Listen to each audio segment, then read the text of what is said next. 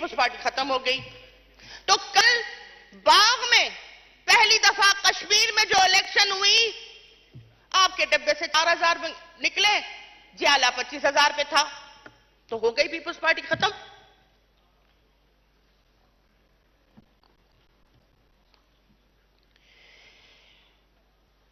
ये जनाब वाला जो अवाम से फूटती हुई जमातें हैं ना,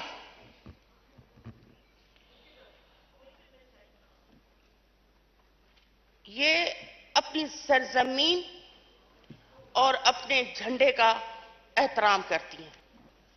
वो जलाती नहीं है, वो बुझाती नहीं है, वो हमेशा उसका सर बुलंद रखती हैं।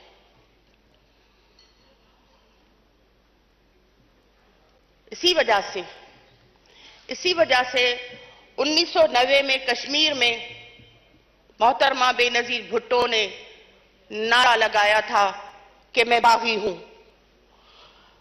आज की नौजवान क़यादत बिलावल भुट्टो ने नारा लगाया है कि कश्मीर लेके रहेंगे। हमें पता है कि मुल्क का मफाद कहां पर है। ये जो बजट में पैसे रख गए हैं, तो खुदा का वास्ता है उस तरफ रखें जहां ये नस्ल, इन 4.5 सालों में जो पाकिस्तान की नस्ल तबाह हुई है ना, उस नस्ल को राहे रास्त पर लाना है, उस नस्ल को हमें बचाना है। उस नस्ल के लिए इस बजट में कुछ होना चाहिए था ताकि उनकी दोबारा से तामीर हो सके। सर, ये चैनल्स जो हैं, 136 चैनल हैं, जो रोज शाम को बैठ के ये बात करते हैं कि जी पाकिस्तान डिफॉल्ट हो गया। 1.5 साल में तो नहीं हुआ। जब ये हुकूमत बन रही थी तो सबने ये क्या क्या जरूरत थी, बाकी 1.5 साल तो था, चलने देते उनको। तो मैं तो आज इन अल्लाह के नामों के नीचे खड़े होकर रब्बुल आलमीन का शुक्र अदा करती हूं कि आई मुसीबत टली, ये 1.5 साल भी हमें मिल गया। अगर खुदा न खास्ता अगर ये मजीद 1.5 साल रहते, इन 4.5 साल थे या 3.25 साल थे या 4 साल थे, जो भी था, उसमें इन्होंने जो पाकिस्तान था और अल्लाह करेगा कि रहेगा, ता कयामत रहेगा, उन्होंने अपने दौरे हुकूमत में जो तबाही फेरी, अगर 1.5 साल ये और मजीद रहते तो शायद जो आज थोड़ा बहुत रिलीफ पाकिस्तान के लोगों को मिला है, शायद वो भी ना मिलता। हम और शायद कर्जों में, बदहाली में, भूख में, आज शुक्र अल्हम्दुलिल्लाह पाकिस्तान के शहरियों को 2 वक्त का खाना तो मुयस्सर है ना। हमारे पास 2 बहुत बड़े सैलाब आए बारिशों की वजह से, लेकिन कोई भी पाकिस्तानी भूखा नहीं सोया। इसका मतलब है अभी जो बारिशें हुई, अभी जो सैलाब आया, तो क्या हमें किसी से भीख में पड़ी? पाकिस्तानी भूख और बदहाली की वजह से मरा नहीं। 3 वक्त की नहीं तो 2 वक्त की, 2 वक्त की नहीं तो 1 वक्त की रोटी दरकार थी, मुयस्सर थी। इसका मतलब है कि मईशत मजबूत है। रोज सुनते हैं डिफॉल्ट हो गया, रोज सुनते हैं डिफॉल्ट हो गया, शाम होती नहीं है, टीवी खोलो तो बंदा डिप्रेशन का मरीज हो जाता है कि आज गए सो कल गए, कल गए सो अभी गए। ये तो हालात हैं इन 136 जो चैनल्स हमारे चल रहे हैं उनके।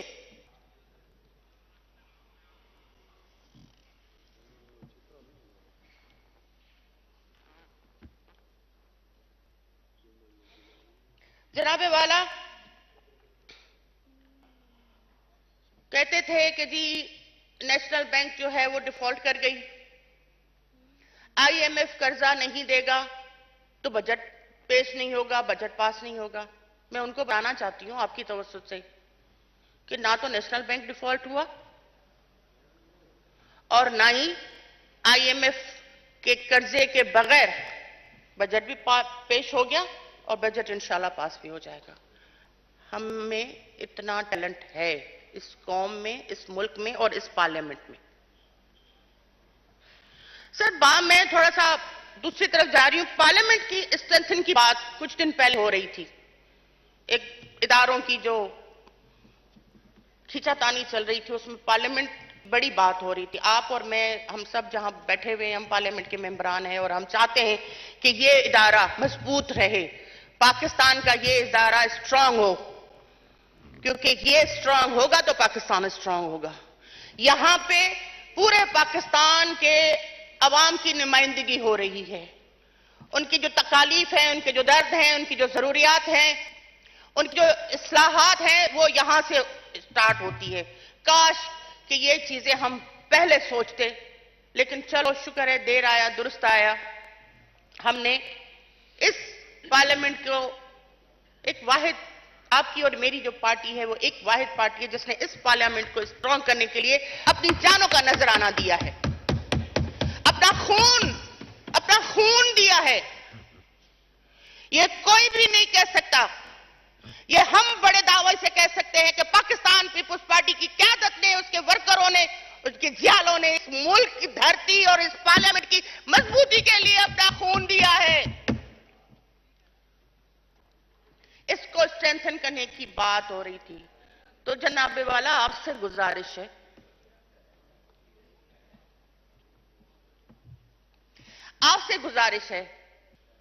कि ये पार्लियामेंट तभी स्ट्रांग होगी, स्ट्रेंथन होगी जब आपके मेंबरान स्ट्रेंथन होंगे, आपके मेंबरान मजबूत होंगे। आप मेंबरान से तो पूछें कि उनके हालात क्या हैं, वो किस, यहां कोई नहीं बैठा हुआ एटीएम मशीन वाला, यहां एटीएम मशीन वाला कोई नहीं बैठा हुआ, यहां 55 रुपए वाला हेलीकॉप्टर वाला भी कोई नहीं बैठा हुआ। ये तो अल्लाह ने आपको इज्जत दिया, आप प्राइम मिनिस्टर बन गए, पार्टी ने आपको इतना बड़ा रुतबा दिया, लेकिन अंदर का हाल आप जानते होंगे। तो इन पार्टी के इन मेंबरान को स्ट्रेंथन करें। अगर आज आपने पार्टी इन मेंबरान को स्ट्रेंथन किया होता तो ये बेंचेस आज खाली नहीं होती। ये पार्लियामेंट, ये सिर्फ दीवारें, ये बेंचेस और ये कुर्सियां और ये माइक्स नहीं है, ये पार्लियामेंट की इन मेंबरान से जो यहां आज मौजूद हैं, कलील क्या कहते हैं उसमें मिकदार में मौजूद हैं, लेकिन हैं मौजूद। लेकिन कल या आज अभी भी मौका है, इन मेंबरान को स्ट्रेंथन करें। बात तो बहुत है, लेकिन मुझे पता है कि ज़रा और मेंबरान को भी बात करनी होगी। सर हमारे यहाँ पूरी दुनिया का ये एक उसूल है कि शहर वहां आबाद होते हैं जहां पर, मतलब जहां पे खेती बाड़ी नहीं कर सकते हैं। इस मुल्क का सेटबैक ये है कि लास्ट दौर में खड़ी हुई फसलें, वो फसल आम, हमारे यहां अभी आम का मौसम है, सबको मिल रहे होंगे। आम का फसल ऐसा फसल है जो इंटरनेशनल उसको इंकरेजमेंट मिलती है, इंटरनेशनली उसको जाना जाता है, खास करके पाकिस्तान का और सिंध का आम। सर खड़ी की खड़ी फसलें तबाह कर दी गई, ये कहां का उसूल है? रियल एस्टेट एजेंसियां खोली गई, रियल एस्टेट एजेंसी दिन के टाइम पे रियल एस्टेट एजेंसी का काम करते हैं, शाम को चैनल चलाते हैं, रात को हुकूमत चेंज करवाती। तो सर इन ऐसे कल्प्रिट्स पे भी थोड़ी नजर होनी चाहिए, ऐसे कल्प्रिट्स पे भी नजर होनी चाहिए सर, जनाबे वाला। सर मैं अपनी तकरीर को शॉर्ट करते हुए सरकारी मुलाजिमीन पे बात करूंगी। सर सरकारी मुलाजिम जो है वो आपका जो मुल्क का जो टारगेट है, जो हदफ है, उसको पूरा करता है। सरकारी मुलाजिम जो है वो आपकी हुकूमत में या आपके मुल्क में एक रीढ़ की हड्डी की हैसियत रखता है। उस सरकारी मुलाजिम के लिए सिर्फ 35%, 10%, 20% तनख्वाह बढ़ाना उसका हल नहीं है। उसका हल नहीं है। हाँ, शुक्र अल्हम्दुलिल्लाह इन हालात में मुल्क में इन सरकारी मुलाजिम के लिए जो है वो 35% बढ़ाई गई। हालांकि उम्मीद नहीं थी कि कोई 1% भी बढ़ेगी, लेकिन शुक्र अल्हम्दुलिल्लाह इस हुकूमत ने इतना सोचा है इन कागज और कलम के माहिरों के लिए, क्योंकि ये कागज और कलम के माहिर हैं ना, इनके कागज और कलम से ये मुल्क चलता है। इनके पैसे से जो टैक्स कटता है वो आपकी वजारतें भी चलाता है, आपके डिपार्टमेंट्स भी चलाता है। लेकिन उनके लिए क्या है? क्या उनको सही रिहाइश मिलती है? क्या उनके बच्चों को सही स्कूल मुयस्सर है? क्या इनके लिए सही हॉस्पिटल्स जिनमें इनको फ्री इलाज मिले मुयस्सर है? बदकिस्मती तो यह है कि इस्लामाबाद में 1985-86 में एक हॉस्पिटल बना, पेम्स, और इस वक्त जो ये है पॉलीक्लिनिक। उसके बाद जब नैयर बुखारी साहब, अल्लाह उनको जिंदगी दे, अल्लाह उनको हिम्मत दे, जब वो सेनेट के चेयरमैन थे तो उन्होंने एक हॉस्पिटल बनीगाला में बनवाया। इस्लामाबाद जैसे शहर में कोई हॉस्पिटल नहीं है। लाल का क्वार्टर्स की हालत जाके देखें, जुबून हाली का शिकार है। क्या कर रही है हाउसिंग मिनिस्ट्री?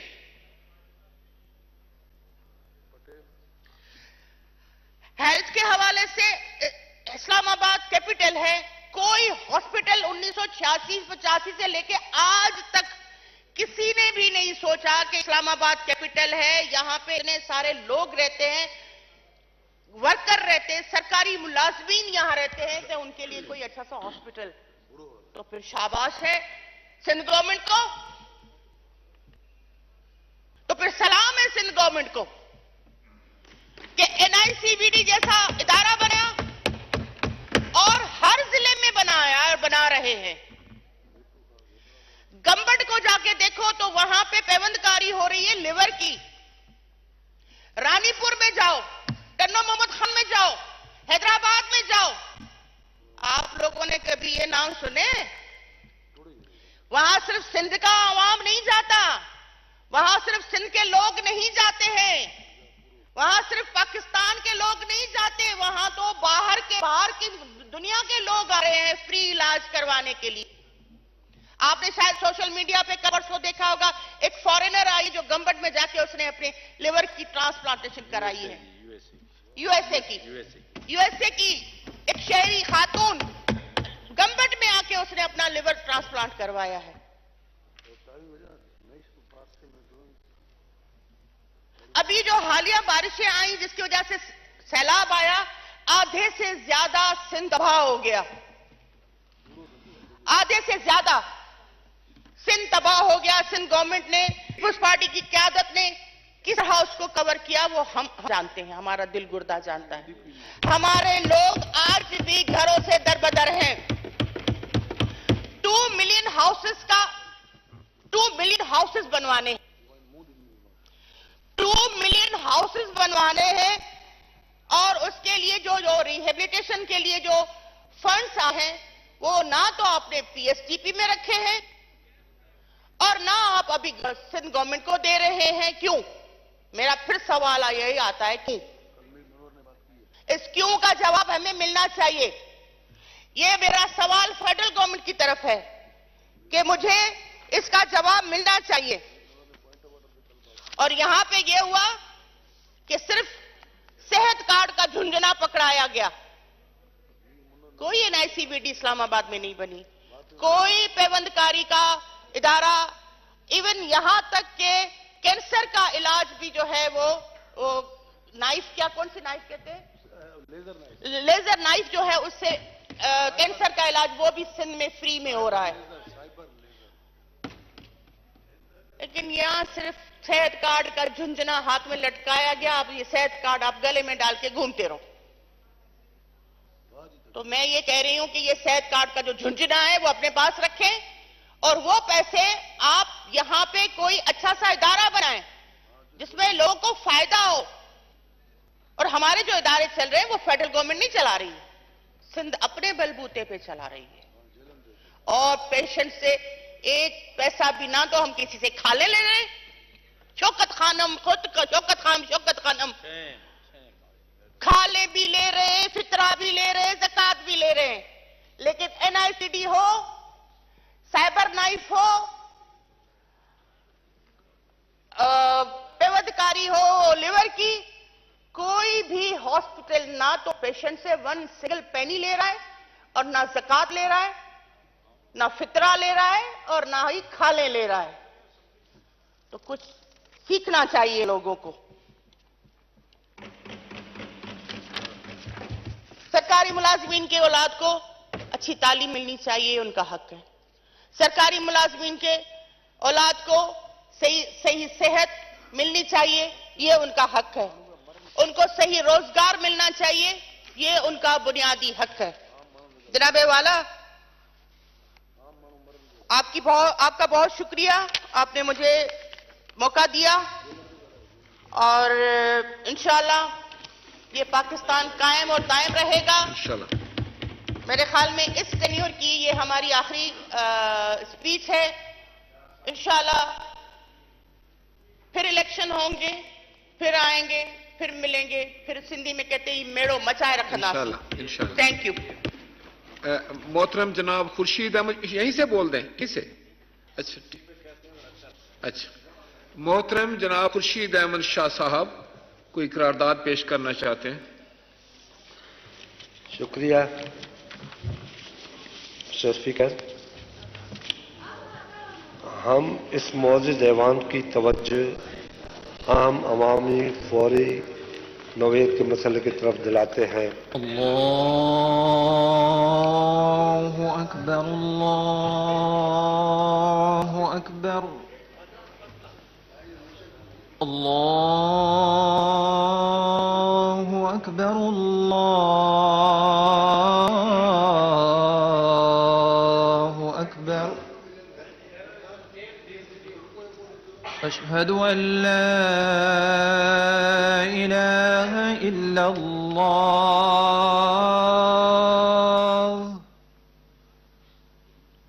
अशहदु अन ला इलाहा इल्लल्लाह,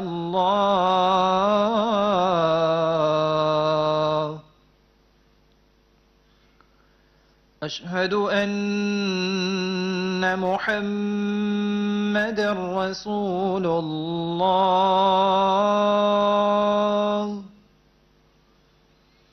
अशहदु अन्ना मुहम्मदर रसूलुल्लाह।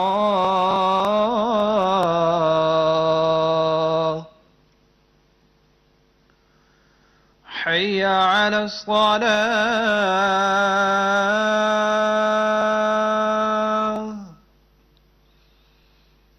हय्य अला स्सलाह,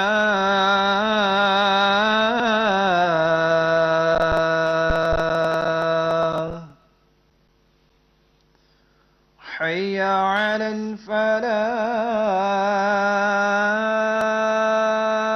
الفلاح، حي على الفلاح.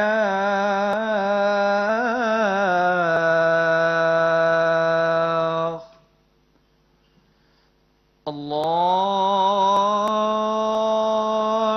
أكبر، الله أكبر. لا إله إلا الله. सैयद खुर्शीद अहमद शाह साहब।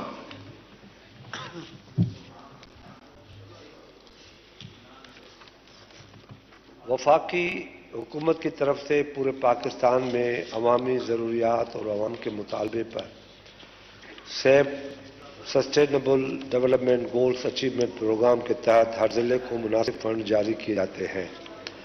मौजूदा माली साल 2022-23 भी तरक्याती कामों के लिए टेंडर तलब किए गए और काम शुरू करवाए गए, लेकिन ताहाल मुकम्मल नहीं किए जा सके। माजी में ऐसे कई मिसालें मौजूद हैं कि वफाकी तरह से जारी तरक्याती स्कीमों के फंड्स लैप्स होने के बाद नामुकम्मल रह जाती हैं, जो कि अवामी ख़जाने को नाकाबिल तलाफी नुकसान है। आवाम को भी शदीद परेशानी का सामना करना पड़ता है। माजी में भी मुख्तलिफ हुकूमत की तरफ से इसकी स्कीमों को मुकम्मल करने के लिए फंड्स PLA 3 और नॉन लैप्सेबल गवर्नमेंट के अकाउंट में मुंतकिल किया जाता रहा है। लिहाजा ऐवान वफाकी हुकूमत से मुतालबा करता है कि कम्युनिटी हेल्थ डेवलपमेंट फंड्स जो कम्युनिटी डेवलपमेंट तरक्याती स्कीमों के लिए जारी किए जाते हैं, उनको मौजूदा माली साल के अख्ताम पर PLA 3 non lapsable government accounts में मुंतकिल किया जाता है कर दिया जाए, ताकि तरक्याती स्कीमों की बर वक्त तकमील को यकीनी बनाया जा सके और अवामी खजाने को भारी नुकसान से बचाया जा सके। Thank you. शुक्रिया जनाब। खुर्शीद अहमद शाह साहब की जो करारदाद है उसका लबे लबाब यह है कि जो तरक्याती फंड जो हैं वो डिस्ट्रिक्ट लेवल पर जो एलोकेट होते हैं उनको ऐसे अकाउंट में रखा जाए जहां से वो लैप्स ना हो और तरक्याती स्कीमें जो हैं वो मुकम्मल हो जाएं, क्योंकि इससे हुकूमत के खजाने का नुकसान होता है। Now I put the resolution to the house. The question is that the resolution as moved be adopted. All those in favour of the resolution में से aye, all those against it may say no. I think the ayes have it, and consequently the resolution is adopted unanimously. जनाब doctor Nisar Ahmad Cheema साहब। बहुत शुक्रिया जनाब speaker. Budget session के औकात के पेश नज़र चूँकि कौमी असम्बली के स्टाफ मेंबरान को भी बहुत देर तक अपने फ़राइज़ की सरंजाम दही के लिए यहाँ मौजूद रहना पड़ता है, इस वजह से इन तवील औकात के पेश नज़र ये बड़ी अच्छी रवायत रही है कि बजट सेशन के लिए असम्बली के स्टाफ मेंबरान के लिए ख़ुसूसी एजाज़िया उनको दिया जाता था। ये स्पेशल ऑनरेरियम देने की जो बहुत अच्छी रवायत थी, बदकिस्मती से माजी के कुछ सालों से ये तातुल का शिकार रही और यूँ होता रहा कि स्टाफ मेंबर्स जो हैं उनमें तखसीस और इम्तियाज़ बढ़ता जाता रहा। कुछ लोगों को ये ख़ुसूसी एजाज़िया मिलता रहा और कुछ इससे महरूम होते रहे। पिछले साल भी कुछ लोग इस ख़ुसूसी एजाज़िये से महरूम रहे। मेरी गुजारिश जनाब स्पीकर ये है कि इस दफ़ा इस बात को यकीनी बनाया जाए कि ये ख़ुसूसी एजाज़िया, ये स्पेशल ऑनरेरियम बिला तखसीस बिला इम्तियाज़ असम्बली के तमाम स्टाफ मेंबरान को मिले। और चूँकि ईद की आमद है, इसलिए इस बात को भी यकीनी बनाया जाए कि ये ख़ुसूसी एजाज़िया उनकी तनख्वाहों के साथ ईद से पहले उनको मिल जाए। दूसरी गुजारिश जनाब स्पीकर ये है कि पार्किंग के एरिए में हमारे ड्राइवर्स के लिए साए का कोई इंतज़ाम नहीं है। वो घंटों के हिसाब से मारे फिरते हैं और इस शदीद गर्मी में बड़ी मुश्किलात का शिकार रहते हैं। मेरी गुजारिश ये है कि आप मुतल्लिका हुकाम को हिदायत जारी फरमाएं कि ड्राइवर हजरात के लिए भी कोई सायादार जगह का इंतज़ाम किया है। स्पीकर, बजट पे अपनी मारूजात पेश करने से पेशतर मैं आपकी विसातत से हाउस की तवज्जो इस जानिब मबदूल करवाना चाहता हूं कि मई की 2 तारीखें ये कौम हमेशा याद रखेगी। 28 मई, जब आज से 25 साल पहले उस वक्त के वज़ीर आज़म मियां नवाज शरीफ ने अमरीकी सदर की तमाम तरगीबात को, अरबों डॉलर्स के लालच को और खतरनाक नताइज की धमकियों को नजरअंदाज करते हुए और उनकी परवाह न करते हुए पाकिस्तान को दुनिया की 7वीं और आलम इस्लाम की पहली एटमी ताकत बना दिया। वो दिन हमारे लिए यौम तकबीर भी है और यौम इफ्तिखार भी। उस दिन बिलाशुबा पूरी दुनिया में पाकिस्तानियों के सर फख्र से बुलंद हो गए। दूसरी तरफ जनाब स्पीकर, इसी महीने की एक और तारीख 9 मई वो स्याह दिन है जो हमारे लिए यौम निदामत है, जिस दिन पूरी दुनिया में पाकिस्तान के सर शर्म से झुक गए। उस रोज कौमी गैरत और हमीयत से आरी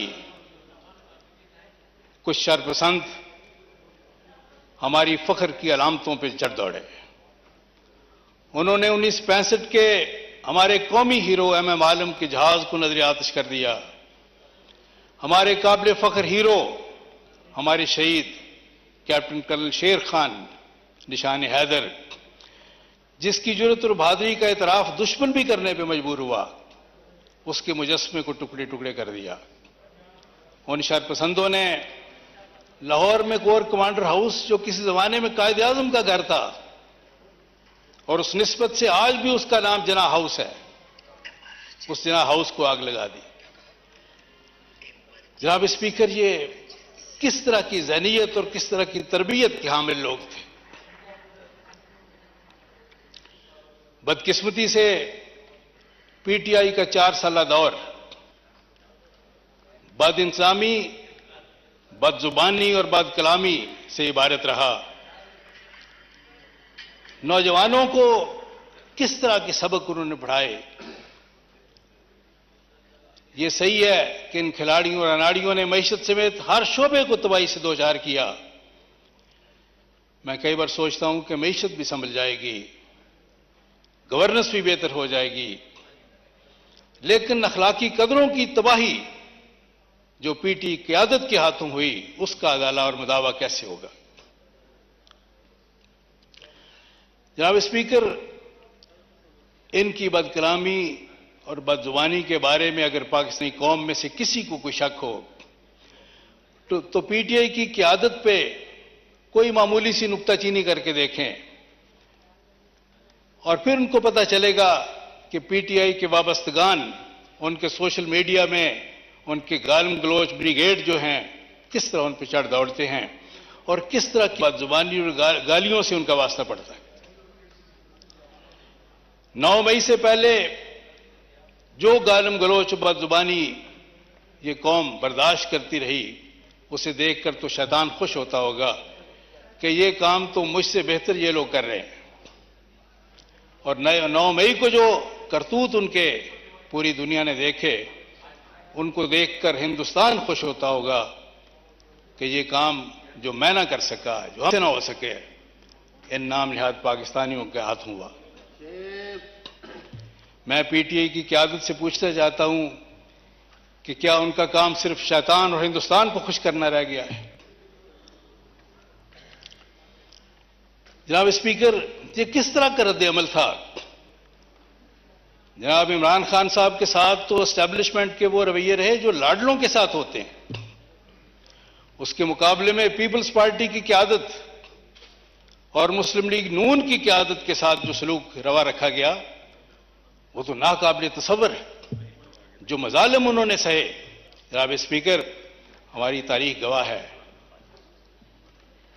कि पाकिस्तान पीपल्स पार्टी के बानी चेयरमैन, पाकिस्तान के पहले मुंतखब वज़ीर आज़म जनाब जुल्फ़िकार अली भुट्टो को जनरल ज़िया-उल हक़ ने फांसी पर चढ़ा दिया। वो जुल्फ़िकार अली भुट्टो जिसने इस कौम को मुतफ़िका आइन दिया, वो जुल्फ़िकार अली भुट्टो जिसने पाकिस्तान में एटमी प्रोग्राम की बुनियाद रखी, वो जुल्फ़िकार अली भुट्टो जिसने कादियानियों को गैर मुस्लिम अक़लियत करार देकर यह दैरीना मसला हल कर दिया, वो जुल्फ़िकार अली भुट्टो जिसने 71 की जंग के बाद इस नाउमीद और मायूस कौम में एक नया जज्बा और खुद एतमादी पैदा करने के लिए लाहौर में इस्लामी सरबा कॉन्फ्रेंस मुनक़द करके पूरे आलम इस्लाम को पाकिस्तान की पुष्ट पर ला खड़ा किया, उस जुल्फ़िकार अली भुट्टो को फांसी पर चढ़ा दिया गया। लेकिन पीपल्स पार्टी के कारकुनों ने, दुखी कारकुनों ने अपने आप को तो आग लगाई, लेकिन कौमी इमलाक को आग नहीं लगाई। फौजी तनसीबात पे हमले नहीं किए। मोहतरमा शहीद बेनजीर भुट्टो को जब बेदर्दी से शहीद कर दिया गया तो उस वक्त पूरी कौम के दिल दुखी थे। उन हालात में जब कौम में शदीद गम गुस्सा था, उन हालात में जनाब आसिफ अली जरदारी ने जब पाकिस्तान खपे का नारा लगाया तो उनकी गैर मामूली, उनके सब्र तहम्मुल की अक्कासी होती थी इस नारे से। उनकी गैर मामूली दूरअंदेशी की अक्कासी होती थी और सबसे बढ़कर उनकी गैर मामूली हुब्बुल वतनी की अक्कासी हो रही थी इस नारे से। किसी ने पाकिस्तान की फौजी तनसीबात पे हमले पे ना उकसाया, ना पाकिस्तान पीपल्स पार्टी के किसी कारकुन ने ये हरकत की। मियां मोहम्मद नवाज शरीफ जो 3 दफा पाकिस्तान के वजीर आजम रहे, उनके साथ क्या सलूक होता रहा। नवाज शरीफ जिसने पाकिस्तान को एटमी ताकत बनाकर इसका दिफा नाकाबिल तस्खीर बना दिया, जिसने मुल्क में मोटरवेज के जाल बिछा दिए, जिसने मुल्क से बिजली की लोड शेडिंग और दहशतगर्दी का खात्मा किया, जिसने कौम को सी पैक का तोहफा दिया, बेशुमार बड़े बड़े प्रोजेक्ट शुरू भी किए और मुकम्मल भी किए, उस नवाज शरीफ को वजारत उज़्मा से भी हटाया गया। उसको एक जाली से केस में, तैयारा हुआ केस में हथकड़ियां भी लगाई गई, सजा भी दिलाई गई। फिर 2017 में एक इंतहाई मज़का खेज बुनियाद पर, जो दुनिया की अदालती तारीख में शायद सबसे मज़का खेज बुनियाद हो, कि अपने बेटे से जो तनख्वाह लेनी थी, जो ली भी नहीं, वो शो क्यों नहीं की गई। इस बुनियाद पे नवाज शरीफ को डिस्क्वालीफाई भी किया गया, उनको पार्टी की सदारत से भी बेदखल किया गया। नवाज शरीफ ने यह तो कहा कि मैं अपना केस अल्लाह की अदालत में पेश कर देता हूं, मैं अल्लाह पे छोड़ देता हूं, लेकिन किसी कारकुन को ना बदअमनी पे उकसाया, ना कानून हाथ में लेने पे उकसाया, ना कौमी इमलाक को नुकसान पहुंचाने का कोई तसव्वुर कर सकता था, ना मुस्लिम लीग नून की क़यादत, ना उसका कोई कारकुन। वजह क्या थी? पाकिस्तान को संवारने वाले अपने हाथों से पाकिस्तान को उजड़ते हुए, तबाह होते हुए नहीं देख सकते। जुल्फ़िकार अली भुट्टो और नवाज शरीफ पाकिस्तान को संवारने वाले थे, वो और उनके कारकुन, उनके चाहने वाले पाकिस्तान को तबाह होते हुए नहीं देख सकते थे। ना पहले देख सकते थे, ना आज देख सकते हैं। उसके मुकाबले में जनाब स्पीकर, ये किस तरह का रद्द अमल हमने देखा। अगर इमरान खान साहब खुद इस मंसूबाबंदी में मुलव्वस नहीं थे तो उन्होंने खुलकर इसकी मजम्मत क्यों नहीं की? काश 9 मई के वाकयात की वो खुलकर मजम्मत करें। काश इन मजमूम हरकतों में मुलव्वस अपने कारकुनों से लाताल्लुकी का इजहार करते। काश पीटीआई के शरपसंदों को अपनी पार्टी से निकालते, खारिज कर देते। काश उन्हें कैफरे किरदार तक पहुंचाने का खुद मुतालबा करते, लेकिन वो तो ऐसा भी ना कर सके।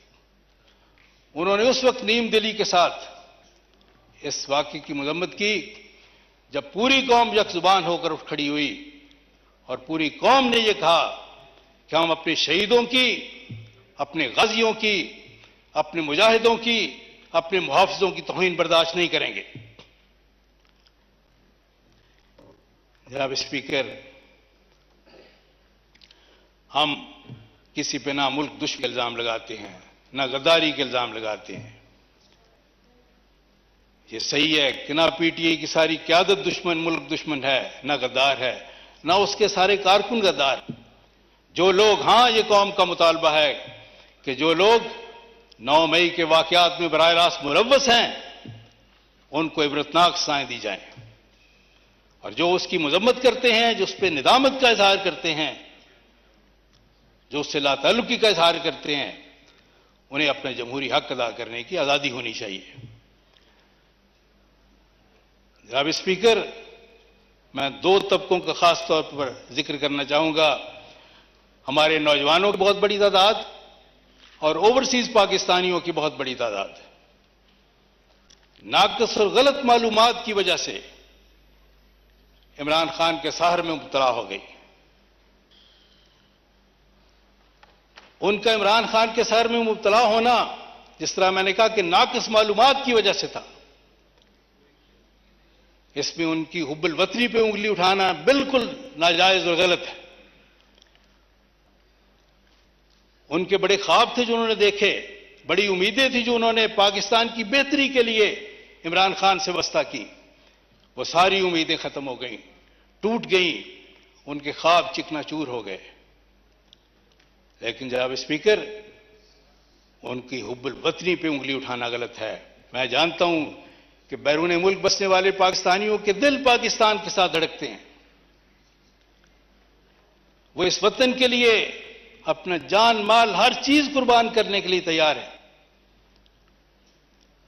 वो हमारे मोहसिन भी हैं। उनकी भेजी हुई तरसीलात हमारे लिए बहुत मुमिद्दो और मुआवन साबित हुई हैं। हमारी मईशत को सहारा देने में उनका बड़ा रोल है, बड़ा किरदार है। इस वक्त उनके दिल टूटे हुए हैं। तालीफ कुलूब की जरूरत है, उन पे तंज करने की नहीं, उनके जख्मी दिलों पे मरहम रखने की जरूरत है, उनको गले से लगाने की जरूरत है। मैं फिर कहता हूं कि यहां इस ऐवान में बैठे हुए किसी भी शख्स से वो ज्यादा मुहिब वतन है, ज्यादा हो सकते हैं, कम नहीं। उनकी हुब्बुल वतनी जो है तमाम शक व शुबे से बालातर है। मुझे यकीन है कि उनकी मोहब्बत पाकिस्तान के नौजवान हो या ओवरसीज पाकिस्तानीज हों, खा वो मिडिल ईस्ट में रहने वाले ओवरसीज पाकिस्तानीज हैं या वो यूरोप, अमेरिका और कनाडा में रहने वाले पाकिस्तानीज हैं, उनके दिल पाकिस्तान के साथ धड़कते हैं। उनकी मोहब्बत किसी फर्द के साथ नहीं, इस वतन के साथ है। और बिल आखिर जनाब स्पीकर, वो मोहब्बत ही गालिबा कर रहेगी।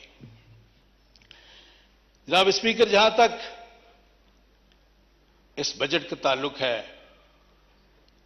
हुकूमती टीम ने बिलाशुबा वजीर खजाना की सरबराही में बदतरीन हालात में बेहतरीन बजट पेश करने की हर मुमकिन कोशिश की है। तनख्वाहदार तबके की तनख्वाहों में जो इजाफा किया गया है बहुत काबिल तहसीन है। रिटायर्ड मुलाजमीन की पेंशन में जो इजाफा हुआ है बहुत काबिल तारीफ है। किसानों के लिए जो रिलीफ पैकेज दिया गया है उसकी भी तहसीन व तारीफ होनी चाहिए। एग्रो बेस्ड इकॉनमी को टैक्स में जो छूट दी गई है वो भी काबिल तारीफ है।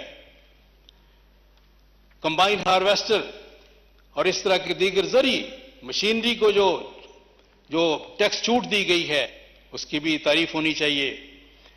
मैंने गुज़श्ता साल अपनी बजट तकरीर में हुकूमत से गुजारिश की थी, ये तजवीज़ पेश की थी, बाद में मुतलका हुकाम से मेरी बात भी होती रही। मेरी तजवीज़ ये थी कि काश्तकारों के तमाम ट्यूबवेल्स को सोलर सिस्टम पर मुंतकिल किया जाए और इसके लिए वही फार्मूला इख्तियार किया जाए, वज़ा किया जाए जो किसी ज़माने में खाल पक्के करने के लिए फार्मूला वज़ा किया गया था। और फार्मूला ये था कि 1/3 अखराजात काश्तकार बर्दाश्त करेगा और 2/3 हुकूमत बर्दाश्त करेगी।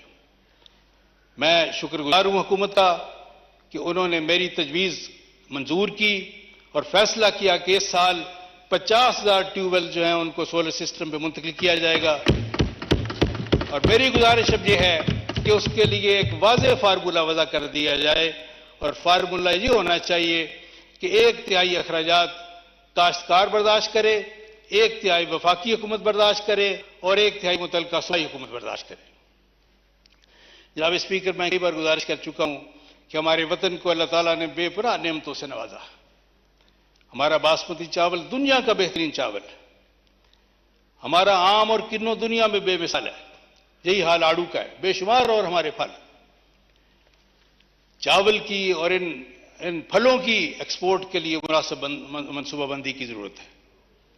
इसी तरह मिडिल ईस्ट में हमारी सब्जियां, हमारा फ्रूट, हमारा गोश्त जा सकता है और इसके लिए मुनासिब बंदोबस्त की और मुनासिब मनसूबाबंदी की जरूरत है।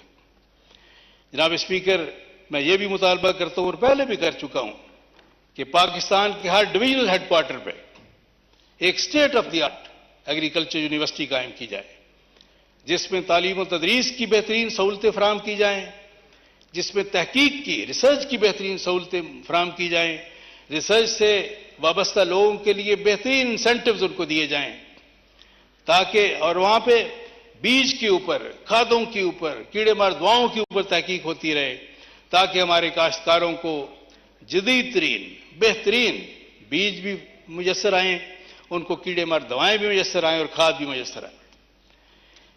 जनाब स्पीकर, मैं एक डॉक्टर होने के नाते, साबिक डीजी हेल्थ पंजाब होने के नाते मैं ये गुजारिश करना चाहूंगा कि दो चीजें हमारी कौम के लिए, हमारे आने वाली नस्लों के लिए इंतहाई नुकसानदेह हैं सेहत के हवाले से। तंबाकू नोशी, सिगरेट नोशी इंतहाई नुकसानदेह है। हालत यह है जनाब स्पीकर कि इससे, तंबाकू नोशी की वजह से हर साल तकरीबन 1.5 लाख अफराद पाकिस्तानी अपनी जान की बाजी हार जाते हैं और उनमें से जनाब स्पीकर 30%, तकरीबन 20%, 5वां हिस्सा वो लोग हैं जो पैसिव स्मोकिंग का शिकार होते हैं। यानी इससे मुराद ये है कि वो खुद स्मोकर नहीं है, लेकिन सिगरेट के छोड़े हुए धुएं से आलूदा माहौल में सांस लेने की वजह से वो उसकी बीमारियों का शिकार होते हैं। जनाब स्पीकर, इसकी वजह से जो दिल की बीमारियां, जो मुंह और फेफड़ों का कैंसर जो इससे होता है, जो फेफड़ों की बीमारियां, सांस की बीमारियां और जिस तरह फालिज के अटैक होते हैं, उसकी वजह से मेरी गुजारिश यह है कि इसको डिस्करेज करने के लिए, हौसला शिकनी करने के लिए इस पर ज्यादा से ज्यादा टैक्स लगाया जाए। एक इस टोबैको माफिया चूंकि बड़ा स्ट्रांग है जब स्पीकर, ये बहुत रिसोर्सफुल है, बड़े इसके वसी वसाइल हैं, वो हाईएस्ट लेवल पे, हर लेवल पे जो डिसीजन मेकर्स हैं, पॉलिसी मेकर्स हैं, उनको विन ओवर करने के लिए, ब्राइब करने के हर हरबा इस्तेमाल करते हैं। और नया एक उन्होंने शोशा छोड़ा हुआ है कि हीटेड टोबैको प्रोडक्ट्स जो हैं वो आम सिगरेट की निस्बत कम नुकसानदेह। हालांकि दुनिया जहान में जो रिसर्च हुई है वो साबित करती है कि ये उतनी नुकसानदेह बल्कि बाज पहलुओं से ज्यादा नुकसानदेह। मेरी गुजारिश ये है कि हम सबको ये कोशिश करनी चाहिए कि इस टोबैको माफिया की इन मजमूम, इनकी जो साजिशें उनको नाकाम बनाएं, अपने आने वाली नस्लों को महफूज करें और सिगरेट के ऊपर, टोबैको प्रोडक्ट्स के ऊपर ज्यादा से ज्यादा टैक्स आयद किया जाए। जनाब स्पीकर, दूसरी जो बात है वो है शुगरी ड्रिंक्स की। ये शुगर स्वीटेंड बेवरेजेस जो हैं, जिसमें आम सॉफ्ट ड्रिंक्स भी हैं, एनर्जी ड्रिंक्स भी हैं, ये मीठे मशरूबात बाकी जो हैं, जूसेस भी हैं, ये भी जनाब स्पीकर डायबिटीज का सबसे बड़ा अब जरिया बन रहे हैं। उसकी वजह में बदकिस्मती से इस वक्त जनाब स्पीकर दुनिया में पाकिस्तान डायबिटीज में सबसे आगे निकल गया है।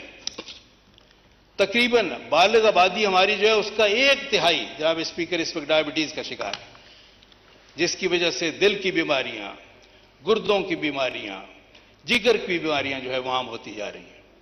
इसके ऊपर भी जनाब स्पीकर इसको डिस्करेज करने के लिए, इसकी हौसला शिकनी करने के लिए, कौम को डायबिटीज से बचाने के लिए, नई नस्ल को डायबिटीज से और मोटापे से बचाने के लिए, दिल, जिगर और गुर्दों की बीमारियों से बचाने के लिए इस पर भी ज्यादा से ज्यादा टैक्स आयद किया जाए। हमारे हमसाये में ये टैक्स जो है सिगरेट नोशी पे, ये मीठे मशरूबात पे तकरीबन 20% है, 40% है। हमारी भी गुजारिश है, और मिडिल ईस्ट में बाद ममालिक में 50% तक है। हमारी गुजारिश है कि इस टैक्स को 20% से बढ़ाकर 40% कर दिया जाए। जनाब स्पीकर, 2-3 छोटी छोटी गुजारिशात मेरे हल्के के हवाले से।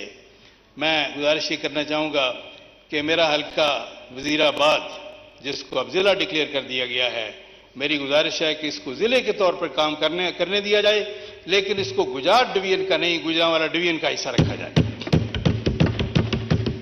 दूसरी बात यह है कि इस जिला वजीराबाद का बेशतर हिस्सा सुई गैस की सहूलत से महरूम है। मेरी गुजारिश है कि सहूलत ये तरजीही बुनियादों पर वजीराबाद के देहात को फराहम की जाए। दूसरी गुजारिश जनाब स्पीकर यह है कि मेरे ज़िले की कई सड़कें जो बैनुल अज़राई सड़कें हैं उनकी इसकी मरम्मत की ज़रूरत है। हमारी एक बड़ी सड़क वज़ीराबाद से कोठराब रास्ता रसूल नगर, मैंने वज़ीर आज़म साहब से भी गुजारिश की थी कि इसकी तामीर को फौरन मुकम्मल किया जाए और इसको 2 रोया डबल किया जाए। इसी तरह अलीपुर चट्ठा से गुजरावाला जाने वाली सड़क, वहाँ भी ये आए रोज़ हादसात होते हैं, सड़क की हालत बहुत ही खस्ता है, उसको भी असर नो तामीर भी किया जाए और उसको डबल किया जाए, 2 रोया किया जाए। इसी तरह 2 सड़कें वज़ीराबाद सियालकोट रोड और वज़ीराबाद डस्का रोड जो है उसकी असर नो तामीर जो है उसको जल्द अज जल्द मुकम्मल किया जाए। जनाब स्पीकर, GT रोड का हिस्सा जो गखड़ से गुजरता है इसके ऊपर तय हो चुका, मैंने ही मुतालबा किया था और मोहतरम वज़ीर मवासलात ने अज़राए करम मेरे मुतालबे को माना और ये फैसला किया गया कि वहाँ पे एक फ्लाईओवर तामीर किया जाए। उसकी फिजिबिलिटी रिपोर्ट बन चुकी है, लेकिन यह है कि वो काम बहुत सुस्त रवि का शिकार है। बराए करम ये डायरेक्शन इशू की जाए कि इसको जल्द अज जल्द मुकम्मल किया जाए। जनाब स्पीकर, आखिर में 2 गुजारिशात। एक गुजारिश ये है कि बैरून मुल्क पाकिस्तानी जो यूरोप में जाते हैं, हमारे जो लोग वहाँ रहते हैं, काम करते हैं, या हमारे लोग वैसे जो विजिट के लिए जाते हैं, उनको PIA की फ़्लाइट्स ना होने की वजह से शदीद तरीन मुश्किलात का सामना करना पड़ता है। हमारी PIA की जो फ़्लाइट्स जो थी ये यूरोप के लिए ये तो बहुत मुनाफा बख्श रूट था, पता नहीं ये रूट जो है क्यों दूसरी एयरलाइंस को दे दिया गया, क्या मसलतें थी। इसकी वजह से हमारे जो लोग यूरोप जाते हैं, मुख्तलिफ उनकी डेस्टिनेशन मनाजिल होती हैं, उनको कई कई घंटे तक मिडल ईस्ट में मुख्तलिफ मुकामात पे रुकना पड़ता है, खार होते रहते हैं, वापसी पे भी इसी अमल से, तकलीफ दे अमल से गुजरना पड़ता है। मेरी गुजारिश ये है कि PIA अपने ये रूट, यूरोप के रूट वापस ले और इस पे PIA की फ़्लाइट्स चलें ताकि PIA को मुनाफा भी हो और पाकिस्तानी जो वहाँ जाने और आने वाले हैं वो भी ये है कि ये मुश्किलात से बच सकें, उनके लिए आसानी पैदा हो। और आखिरी गुजारिश जनाब स्पीकर ये है कि हमारी पाकिस्तानी कौम की एक मजलूम बेटी आज भी अमेरिका की कैद में कैद तन्हाई काट रही है। डॉक्टर आफिया सिद्दीकी 9/11 के मनहूस वाकयात के बाद जब जनरल मुशर्रफ ने अपनी गैर आईनी सदारत को अमरीकियों की नजर में काबिल कबूल बनाने के लिए उनकी हर शर्त मानी, अपने मजलूम अफगान भाइयों के खिलाफ अमरीकी हमला आवरों की मदद की, इंटेलिजेंस इंफॉर्मेशन शेयरिंग की, उन्हें अपने बेसिस भी दिए, अड्डे दिए, जहां से उड़ के अमरीका के जंगी तैयारों ने 57,000 हमले हमारे अफगान मुसलमान भाइयों पे किए। जनरल मुशर्रफ ने बेशुमार पाकिस्तानियों को डॉलरों के एवज अमरीकियों के हाथों बेच दिया। इनमें से कितने ही पाकिस्तानी वो जुर्म जो उन्होंने किए ही नहीं उसकी सजाएं काट कर वापस आ चुके हैं, लेकिन डॉक्टर आफिया सिद्दीकी अभी तक वहां पे कैद तन्हाई काट रही है। सुनने में आया है कि अब अमरीकी हुकूमत की पॉलिसी में कोई तब्दीली आई है और अब अगर हुकूमत पाकिस्तान मौसर तरीके से ये मामला अमरीकी हुकूमत के सामने उठाए तो पाकिस्तानी कौम की उस बेटी को उनकी कैद से, उस जहन्नम से निजात हासिल हो सकती है।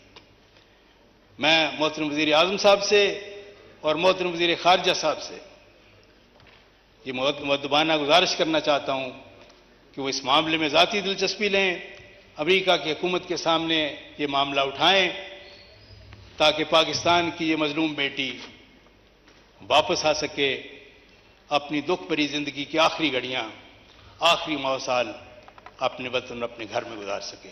बहुत शुक्रिया। शुक्रिया डॉक्टर निसार अहमद शीमे साहब। नमाज ज़ोहर के लिए 20 मिनट का वक्फा किया जाता है।